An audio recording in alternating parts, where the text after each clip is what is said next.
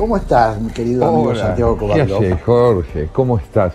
Mirá, muy bien, te sorprenderá verme tan cargado de bibliografía. Vos sabés que cuando entré al café me detuvo uno de los mozos y me dice, señor, acá no se puede vender nada. Digo, yo no vengo a vender, vengo a compartir con el señor Sigal algunas cositas que están escritas acá. Ah, bueno, Vamos a bueno, tener paz. que correr un poquito la picada para que el señor Sí, Kovatlov despliegue esta biblioteca ambulante que ha traído. Vos sabés que sí, traje algunas cosas que a medida que las leía pensaba, esto yo con Jorge lo tengo que charlar, esto lo tengo que charlar. Y como también venía escuchándote, cuando te oí decir en el diálogo con Diego Muniz Barreto que acaso deberíamos encaminarnos o empecemos a estar en una etapa de un amplio acuerdo democrático y que esa es la prioridad, me felicité de haber traído algunas ideas que provienen de distintos autores y me gustaría conocer tu opinión. ¿Vos te acordás que el sábado 10 de abril se publicó en el suplemento de Ideas de la Nación un reportaje a Fernando Henrique Cardoso? Claro. Bueno, lo hizo este muchacho Marcelo Silva de Souza, que es periodista de brasileño, y al entrevistarlo plantea algo el expresidente brasileño y realmente uno de los grandes intelectuales de ese país. Sí. Plantea esto. Un estadista, ¿no? Sí. Una de esas personas que uno dice con seguridad, un estadista. Ahí está, ¿no? Tenés toda la razón. Podemos nombrar tres, ¿no? Lagos, en Chile, Julio María Sanguinetti en Uruguay y Fernando Henrique Cardoso en el Brasil. Así es. Inquietante es el hecho de que siendo hombres ya de edad avanzada, no podamos empezar a vislumbrar a una generación intermedia que pudiera darle continuidad a ese pensamiento, pero cuando uno los escucha, descubre su juventud. Vos sabés que Fernando Henrique está escribiendo un libro sobre el auge de los autoritarismos. Y en ese reportaje del que te hablo, a ver qué pensás de esto, sí. Dice, mi propósito es un intento de pensar cómo articular nuestras democracias para ponerlas a salvo del avance de los populismos. ¿Vos cómo entendés la idea de articular nuestras democracias? Bueno, primera cuestión es que entiendo que Fernando Henrique de Cardoso dice populismo no es democracia. Eso es la primera reflexión que me produce. Uh-huh. Y la segunda, me parece que dice tenemos que unir al resto contra eso que, bueno, ha pasado a ser una especie, llamémoslo con viejas categorías, enemigo principal, Santiago. Buena pregunta, ¿no? Porque hay una disyuntiva, y hemos insistido en esto en los cafés anteriores, acerca de que en las elecciones venideras de término medio no vamos a tener que elegir con el confort propio de quien habita o se encuentra con adversarios dentro de un mismo sistema político, sino que todo indicaría que al encaminarnos hacia una disyuntiva entre sistemas, posiblemente la alternativa es drástica y es o triunfa la democracia o la perdemos. Voy a hacer una pregunta que es quizás retórica, pero que, bueno, me parece que nos la tenemos que hacer. ¿Por qué el populismo, que finalmente se llega al poder por el voto popular, que es una decisión de la mayoría, y por eso llega, ¿por qué atentaría contra la democracia? Es una pregunta que nos tenemos que hacer, ¿no? Mirá, es una pregunta imprescindible. Históricamente creo yo que hay yo te diría una serie de ejemplos que se acumulan. Hitler llega al poder, para ir a un ejemplo extremo, a través de democracias perfectamente limpias. el poder lo conquista sin duda a través del voto popular. En el caso de los populismos contemporáneos, Trump llegó al poder a través de elecciones. Ahora, ¿por qué atentar contra el sistema que hace posible el alcance del poder?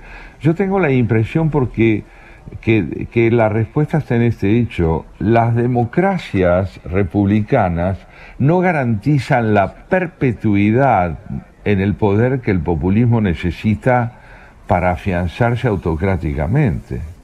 Claro, claro, yo creo con vos, ¿no? Coincido plenamente, Santiago, que nosotros tenemos un sistema que es el sistema democrático, donde el voto, es decir, la convalidación del poder a través del voto, es un componente de los fundamentales que tiene la democracia, pero no es el único. No es el único.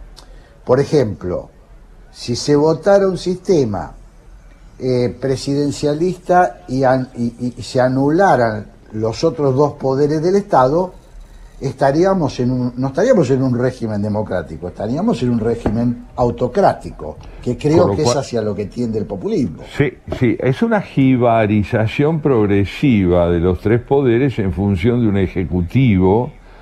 un poder ejecutivo que finalmente termina identificado con el poder gobernante, precisamente por obra de ese reduccionismo feroz que sufren las instituciones de la República, y ese partido gobernante con un líder único. Vos sabés que Fernando Enríquez, en este reportaje del que te hablo, él manifiesta cierto escepticismo hacia los partidos políticos, ¿no? Si bien reconoce que sin ellos no puede haber sistema democrático, él dice lo que se debe buscar para asegurar el refortalecimiento de las democracias es la presencia de la sociedad civil presionando al Estado y haciéndolo actuar de una manera auténtica, porque los partidos han perdido mucha vigencia, se han vuelto todos muy parecidos, aun cuando no sabemos en realidad si se expresarán políticamente de manera distinta en el futuro. Hoy lo más relevante es, dice él, el movimiento de la sociedad como factor de presión, porque los partidos, mirá esta frase, los partidos están inertes. Claro. Bueno, te digo que sí, cuando lo leí me sorprendió, porque como los partidos han venido sufriendo, la política ha venido sufriendo tantos embates, y nosotros hemos defendido tanto el rol de la política y el rol de los partidos políticos, me impresionó, porque es como si Fernando Enrique dijera, abramos otros cauces, no nos quedemos en el esquema original de los partidos políticos, ¿no? Así es. Él está planteando la insuficiencia, por lo menos, de la concepción tradicional de los partidos. No olvidemos que él proviene de un partido, ¿no es cierto?, que si bien en un momento, y principalmente bajo su conducción, alcanzó el poder y la presidencia de la nación y un protagonismo notable, hoy ese partido socialdemócrata que él representó está muy apagado. Ahora, también es verdad que sin partidos políticos no hay democracia, porque ¿cómo generar consensos desde el gobierno si no es a través de ese encuentro al que hacía referencia a Diego Muniz Barreto cuando él decía: siempre aspiré a que haya una centroderecha y una centroizquierda, es decir, distancias, diferencias, pero dentro de un consenso compartido acerca del sistema político dentro del que queremos vivir. Ahora, eso se logra con partidos, no sin ellos. Claro. Pues sabes que, mira, voy a introducir un ingrediente porque tenemos ahí un grupo de oyentes, Santiago, sobre todo son seguidores tuyos, bienvenido al club, te lo digo. Que bueno, nos han hecho llegar preguntas. Nosotros hoy no vamos a poder implementar Ajá. este mecanismo de preguntas y respuestas, porque tenemos que estudiarlo un poco, digamos, tenemos que estudiar un poquito cómo nos vamos a desenvolver en este espacio, en este bar,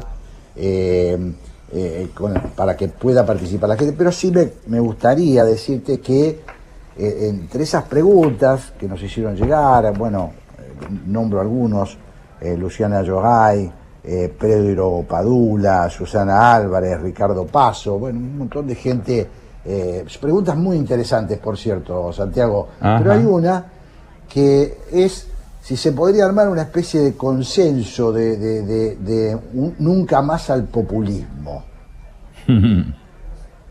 Bueno, yo no creo que se puedan armar consensos de esa índole que tengan más éxito o que puedan alcanzar un éxito definitivo. Yo creo que la lucha contra el populismo, tal como nosotros entendemos el afianzamiento de la democracia republicana, va a ser una lucha larga, constante y renovada, claro, en la medida en que exige una educación, vamos a llamarla así, incesante en el campo de lo que es la instrucción cívica y la claro, instrucción constitucional.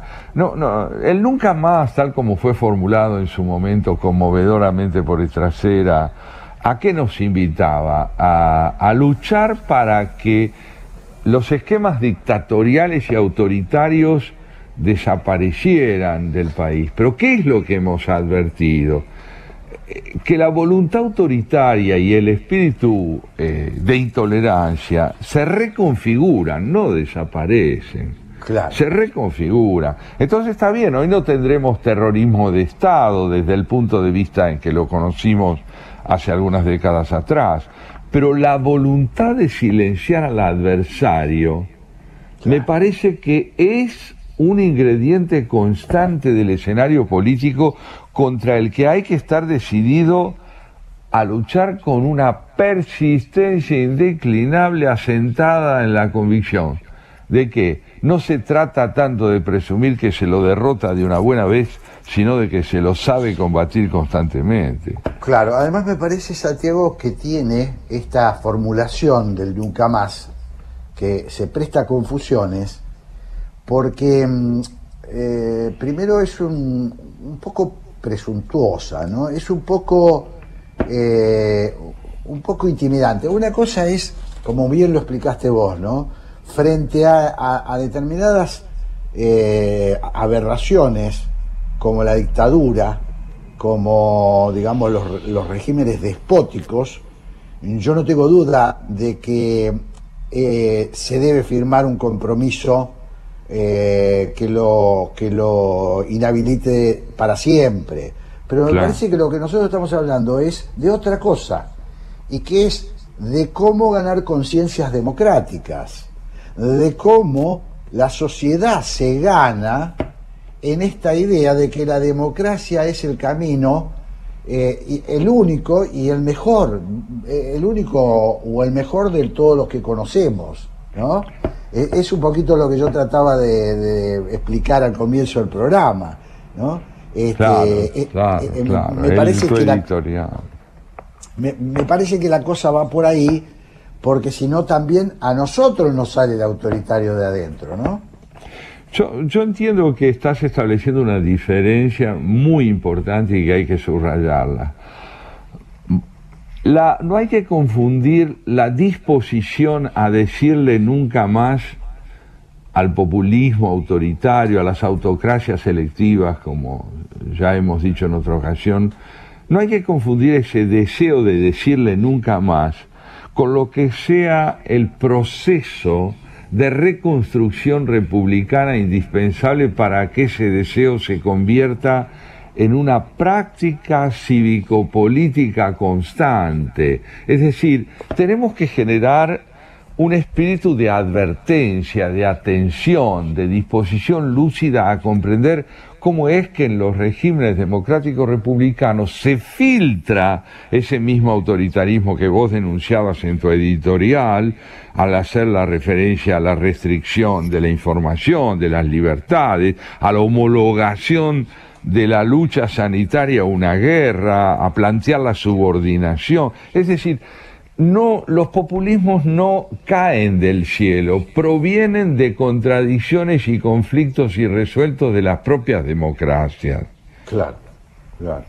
Claro que es cierto que, y sigo siempre en esta tónica de, bueno, de tratar entre los dos de ir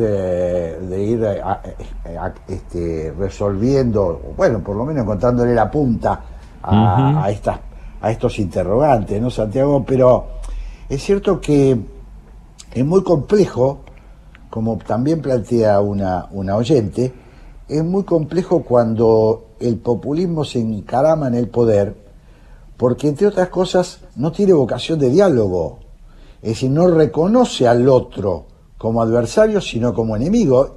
Es el concepto básico del populismo, ¿no? El otro no es un otro, sino un enemigo a aplastar. Por eso insistíamos nosotros en la idea de que no estamos en términos de porvenir inmediato ante elecciones que permiten creer que quienes van a disputarse el protagonismo legislativo son figuras que comparten la idea de la interlocución y del reconocimiento del otro. No estamos, no. Aquí otra vez las instituciones pueden ser, y los votos y el régimen electoral puede ser utilizado para burlar la convivencia o para afirmarla. Y es muy importante entender que a esto no se lo derrota solamente con una elección. Es indispensable la elección, pero fundamentalmente el lugar que la educación tiene que ocupar en el afianzamiento del ideal de la convivencia es decisivo. Vos sabés que entre los libros que traje, entre paréntesis, ¿vos viste que pasaron 10 minutos sin que me renueves el vermut? Oh, perdón. 10 minutos. Perdón, es que sí, estoy muy entretenido con la conversación. Y no, yo no. Pero va otra vuelta a mi cargo. Por favor, mira. Entre los libros que traje está este, que tiene un título tremendo, Cómo mueren las democracias, de Levitsky y Ziblatt, y te leo una frasecita para ver cómo la encarás. Dice: las coaliciones de ideologías afines son importantes para combatir el populismo, pero no bastan para defender las democracias.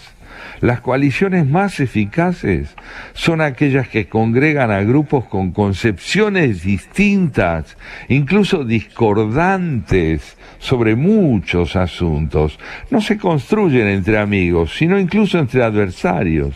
Así, una coalición efectiva en defensa de la democracia probablemente requeriría que gente proveniente de distintos sectores que no comparten tal vez ideas religiosas o ideas que tengan que ver con el modo en que debe desarrollarse la actividad productiva, sí coincidan en que el régimen democrático es indispensable aún para desarrollar esas disidencias. Mirá, me parece apasionante, parece escrito para la Argentina. Te propongo que escuchemos un temita y nos damos unos segunditos con la música de fondo para seguir reflexionando sobre esto, porque gran idea, y me tomo un trago mientras tanto. Muy fuerte. Vamos a un tema, Santiago. Bueno, seguimos, Santiago, con esta conversación. Sí, Trajiste un tema importantísimo, ¿no? Que es, bueno, el sacrificar por momentos, entiendo yo, algunas cuestiones, incluso algunas reivindicaciones que un sector pueda tener en pos de hacerle frente a un enemigo que nos amenaza. ¿Es eso más o menos lo que Es esencialmente eso. Vos sabés que Levitsky y Ziblatt dicen justamente eso aplicado a Estados Unidos, pero como vos recordabas, trasladable por la índole de la lucha que se debe dar para llevar adelante el afianzamiento republicano, dice esto no implica esta convergencia de quienes deben renunciar a intereses sectoriales momentáneamente en función de un objetivo común. Dice, esto no implica en ningún caso abandonar las causas que defendemos, sino pasar por alto temporalmente discrepancias con el fin de encontrar un terreno moral común. Podemos estar en desacuerdo con nuestros vecinos en el tema del aborto, pero coincidir con ellos en el de la sanidad.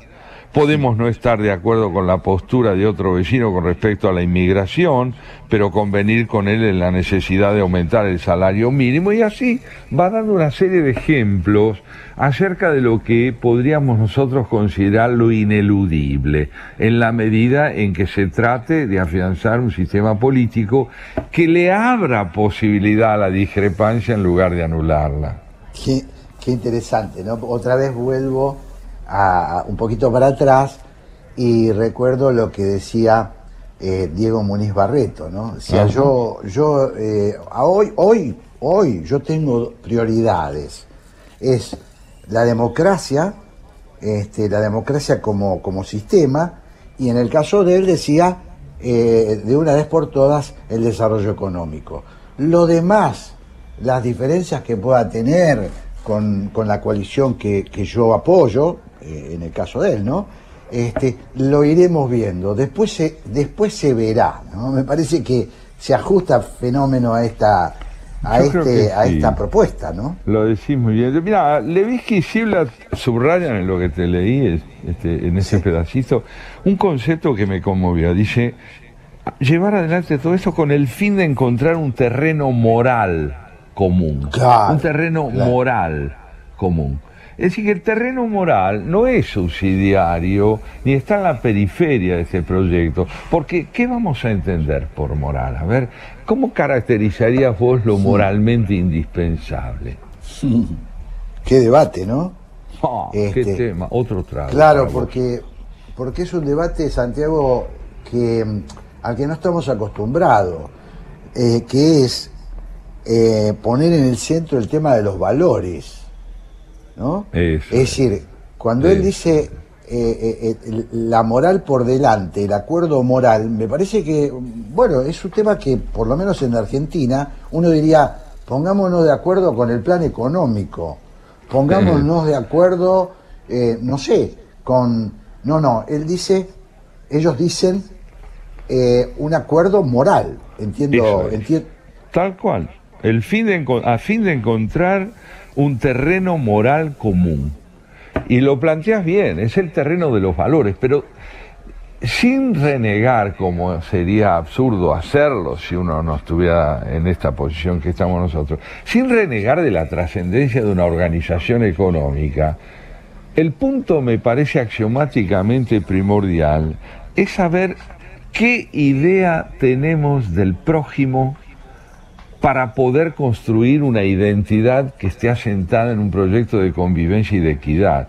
Porque si la idea que tenemos del prójimo es la de que debe ser un subordinado a una doctrina, un subordinado a la hegemonía de un liderazgo personalista, es evidente que la única posibilidad de organizar una comunidad no es moral, porque la moral tiene que ver justamente con lo que vos planteás, valores compartidos donde la igualdad de derechos y deberes es realmente fundamental y central.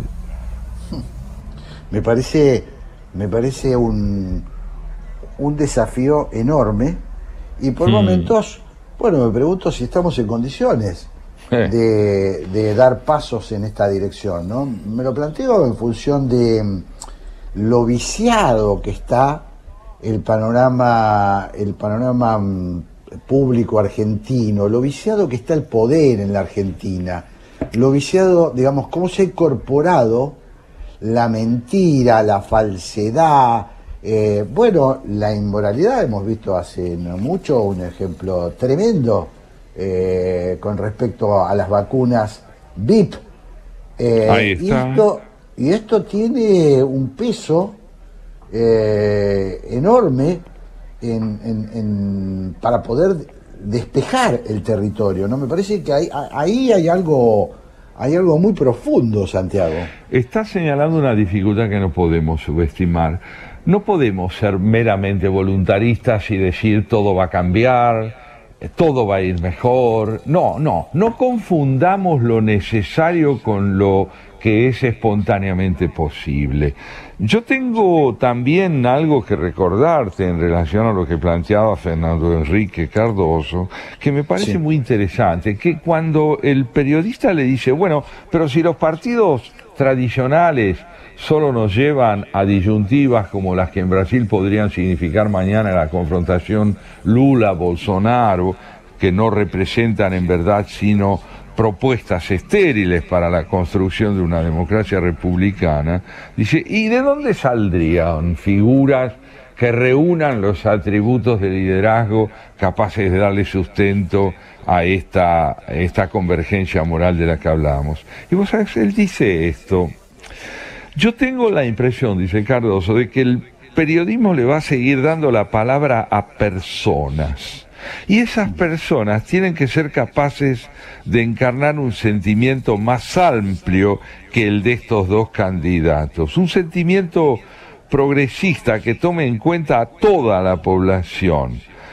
Y el periodismo, al ceder la palabra, dice Fernando Enrique, puede permitir que irrumpan voces inéditas nacidas de la conciencia de que el porvenir que nos amenaza es el pasado. Claro. Yo creo, sin embargo, Santiago, tengo una pequeña duda, a ver, que es que me parece que eso tiene mucho que ver con la situación específica del Brasil, donde la tradición de los partidos políticos es una tradición muy diferente a la Argentina, ¿no? Es decir, los partidos políticos son muy distintos en Brasil. Bueno, esto vos los conocés mejor que yo. Son muy diferentes. En la Argentina yo creo que tenemos una...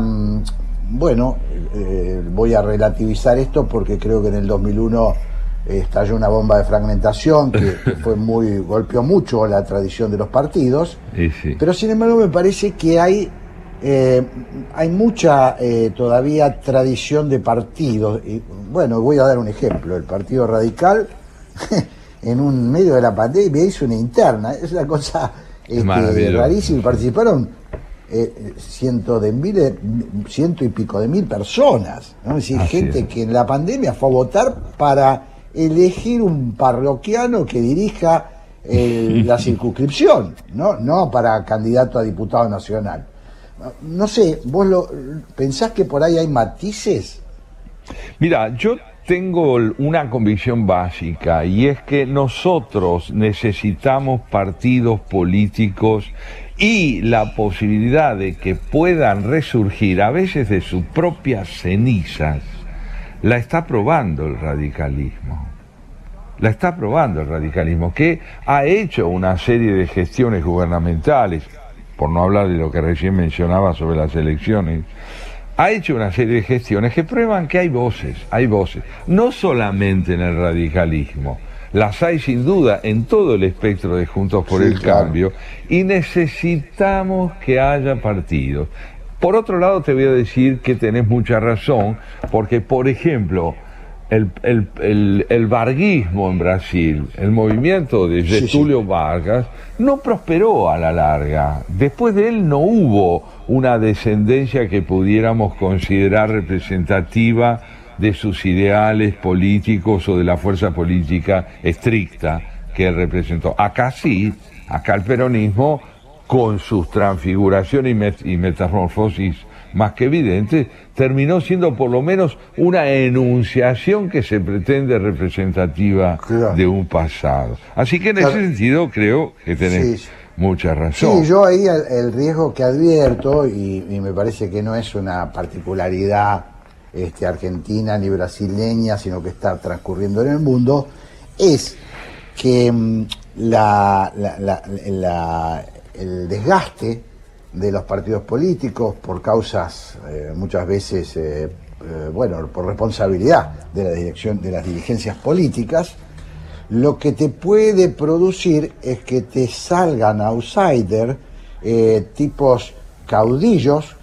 Finalmente Bolsonaro no es un tipo que reporte a un partido político, es un tipo que se te metió por el costado, es un tipo que te lo emergió la crisis de la política. Bueno, ahí está.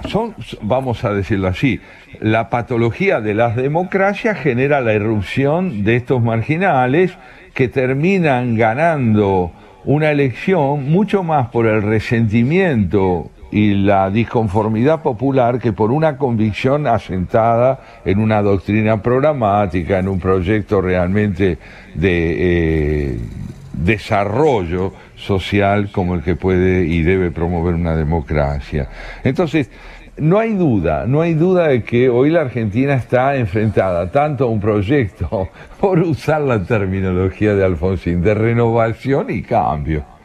Renovación y cambio. Tenemos que renovar la estructura partidaria, si es posible, para que recupere protagonismo, pero no olvidar que si esta convergencia fundamental debe descansar en un terreno moral común, bueno, allí el aprendizaje que debe hacer la dirigencia es tanto o más urgente que el que debe hacer la sociedad.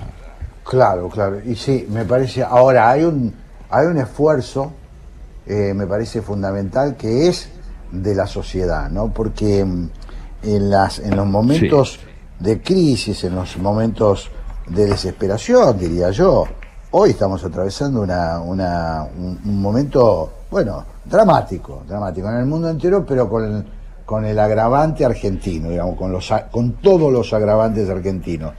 El riesgo de salir a buscar un líder que nos saque del pantano, ese error, ese espejismo en el que suelen caer que muchas hay un veces. Iluminado. Claro, me parece que, bueno, hoy no se lo ve como el problema central, pero ojo que siempre está presente, ¿no? Siempre y la historia lo ha probado largamente. Por eso la referencia de Fernando Enrique Cardoso a la necesidad de que la sociedad civil se movilice en defensa de la democracia, en el caso argentino, ¿sí? ya tiene, creo yo, un perfil bastante claro, porque no ha hecho ni está haciendo otra cosa que movilizarse buena parte de la sociedad argentina para recordar prioridades constitucionales sin las cuales no es posible alcanzar ese terreno moral común. Claro. ¿No? Fíjate, los padres, los niños. Mira, vos sabés que me llamó mucho la atención que empiece a verse en las fotografías de los diarios y en las imágenes televisivas niños en el primer plano de la demanda social. Es cierto que van con su padre, pero la imagen de niños, ¿qué quiere decir? Que los niños estén hoy alentados por sus padres a hacerse ver y aún a hacerse oír. Niños. No, es impresionante lo que decís, Santiago, ¿eh? Es impresionante porque si hay un tema que expresa dramatismo, es cuando está en juego precisamente el futuro, cuando están en juego nuestros hijos, que hoy tener que ponerlos en la primera. Mira, no lo había pensado así, me parece muy interesante lo que decís, me parece muy interesante. Es un símbolo dramático de la disyuntiva que estamos afrontando en la Argentina, y me parece que en este sentido el gobierno ha actuado, además ha actuado con una enorme irresponsabilidad al no convocar a los sectores interesados, a los sectores representativos, para discutir, en todo caso, con este criterio. Santiago, mire, tenemos un problema, que es el virus en pleno despliegue. Y esto se ha probado que yo me preguntaba por qué no lo hicieron, ¿no? Se ha probado que el virus, la educación, digamos, la escuela no es el problema del virus, pero bueno, hay un aumento de la circulación. ¿Cómo resolvemos el aumento de la circulación? Busquemos propuestas, ¿no? Me parece... Ahí está el consenso, ahí está la primacía de lo moral. Fíjate vos que Rubinstein, el ex ministro de Salud Pública de este país, en el gobierno de Mauricio Macri, dijo el otro día algo tan sensato: convocar con criterio pluralista al debate de la búsqueda de soluciones es abrir un coro de voces provenientes de distintos campos indispensables porque, dijo, sí, los virólogos ven parcialmente el problema, por más idóneos que sean en lo suyo. Claro. Y la ideología no es menos restringida en su percepción de los problemas. Pero poder convocar a voces provenientes de distintos sectores es empezar por admitir que no se tiene el monopolio de la verdad, claro, ni el miedo a la diferencia. Vos sabés que Marcel Gauchet, este filósofo francés que yo mencionaba al comienzo del programa, dice algo similar. Esto lo dijo sobre todo al comienzo, el año pasado, al comienzo de la pandemia. Decía, no confundir a los virólogos, a los filósofos, a los médicos, a los sociólogos, a los politólogos, a todos hay que convocarlos, porque son la voz técnica los que saben, pero la decisión es política. La decisión no se puede eludir, la tiene que tomar el poder político. Me parece que es muy importante, ¿no? Es decisivo. Revela un posicionamiento cultural diferente. Una concepción de la cultura no como expresión de especialidades de distintos campos, sino justamente de interdependencia y de complementación, porque si la cultura no es complementación y promoción de la complementación en el intercambio de ideas, fatalmente termina siendo un discurso tribal. Pero te voy a decir algo, mirá, vos sabés que hoy traje, para que podamos compartir además entre los papeles que traje un poema que también me gustaría leer y leerle a los amigos. ¿Cómo me gusta cuando me sorprendes? Sí, ¿sabes? Porque es cierto, me produce una expectativa especial y creo que a los oyentes les va a pasar lo mismo. Mira, justamente creo yo que cuando se hablaba hace un ratito, viste que nos precedió un colega en la promoción de su programa, Noriega, cuando dijo que tiene un programa que es la exaltación de lo inútil. Sí. Que me pareció encantador. Encantador. ¿Qué es lo inútil? Bueno, ocuparse de libros, de cine, de pintura. Es obvio que inútil va entre comillas en este caso, porque se está burlando, nos está haciendo un guiño acerca de la presunción de que si la realidad no es lo que uno toca con sus manos, no es real. Si la realidad no cabe en lo que yo llamo práctico, estoy fuera de lo real. Pero no es así. Lo inútil puede ser sorpresivamente lo imprescindible. Y mirá vos lo que dice Borges en un poema que se llama El amenazado, y que es un poema de amor. Y dice así: es el amor, tendré que ocultarme o que huir. Crecen los muros de su cárcel como en un sueño atroz. La hermosa máscara ha caído, pero como siempre es la única.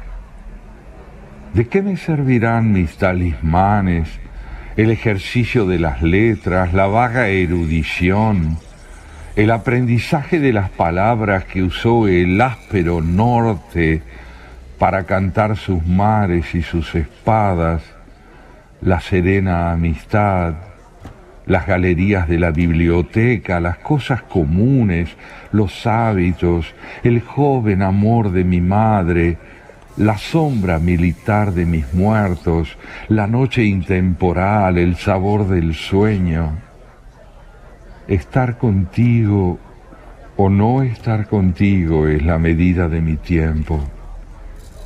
Ya el cántaro se quiebra sobre la fuente, ya el hombre se levanta a la voz del ave, ya se han oscurecido los que miran por las ventanas, pero la sombra no ha traído la paz.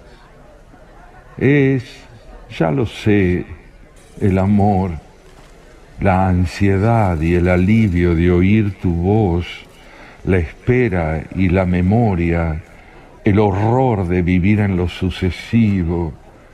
Es el amor con sus mitologías, con sus pequeñas magias inútiles.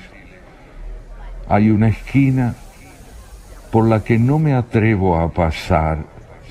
Ya los ejércitos me cercan, las hordas. Esta habitación es irreal, ella no la ha visto. El nombre de una mujer me delata. Me duele una mujer en todo el cuerpo. Qué hermoso, qué hermoso. Borges. Impresionante, impresionante. ¿No? Cuánta hermosura, cómo la palabra, ¿verdad?, puede potenciar lo inútil. Sí, lo inútil entre comillas, ¿no? Así las cosas así centrales de la vida, ¿no? Las cosas absolutamente decisivo. Muy interesante realmente. Estaba, bueno, me parece que esto es una de las cosas que uno tiene que permanentemente volver, aferrarse a ellas, ¿no? Sobre todo en momentos de tanto desconcierto como el que estamos padeciendo, ¿no? Creo que sí. A veces uno no tiene las respuestas, casi nunca tenemos las respuestas, ¿no? Entonces me parece fundamental, primero esta idea de hablarlas, de conversarlas, de tratar de salir entre todos, ¿no? Me parece que es una cuestión fundamental. Vamos, si te parece, vamos a un temita, Santiago, y ya nos tenemos que despedir. Hoy no tenemos pase con la amiga Graciela. Con la amiga Graciela, ¿por qué? Bueno, no sé, supongo que se ha tomado un día que se lo merece. Así que vamos a un tema musical, pero antes sí, un segundo para decirte algo muy vinculado a lo que estabas planteando, a aferrarse. Y lo que quiero decir es esto. La poesía es mucho más que un género literario. Es una mirada que lanzamos sobre las cosas para volver a descubrirlas, para poder darles la bienvenida mediante el asombro y la emoción de un encuentro límpido, donde la costumbre ha sido derrotada, donde el prejuicio no tiene la palabra y donde el estremecimiento de saber que vivimos toma la palabra para que podamos agradecer el hecho de estar vivos. Qué lindo lo decís. Vamos al tema. Santiago, me quedé con el eco de la poesía. Ajá. Y me quedé pensando que, bueno, comienza una semana muy importante. Vamos a ver mañana qué sucede con todos estos movimientos que hay en torno a defender la continuidad de las clases. Tenemos, sí, en fin, desafíos muy grandes para los próximos días, ¿no? Muy grandes y decisivos, muy grandes porque además, una vez más, se pone en juego, ¿no? Si podemos ser capaces de sostener aquello que ha probado, como suficientemente lo han probado las clases que hasta aquí se desarrollaron, que los principales riesgos no se corren donde se quiere decir que se corren, sino donde oscuramente se oculta que se corren. El poder es un espacio de riesgo para el país en la medida que, como decías en tu editorial, no está dispuesto a hablar de frente y decir la verdad. Sí. Bueno, nosotros nos vamos a ir despidiendo de a poquito. Así es. Hasta el domingo que viene, donde volveremos a retomar estas conversaciones que como las tenemos habitualmente Santiago y yo, son conversaciones donde tratamos de armar algo, un tejido, no cerrar, sino de abrir caminos porque a nosotros, porque es el método que tenemos nosotros para tratar de sostenernos en el pensamiento, ¿no? Y eso es lo que me gusta tanto de las conversaciones con Santiago, y que creo que de alguna manera haberlas abierto al público, a los oyentes, tiene esa misma intención, ¿no? Exactamente, ese es el propósito, vivir la fiesta del pensamiento y sobre todo la alegría de la interlocución, del diálogo. Nos vemos el domingo Nos vemos que viene, el querido próximo amigo. domingo. Un gran abrazo. Igualmente, buena semana para todos.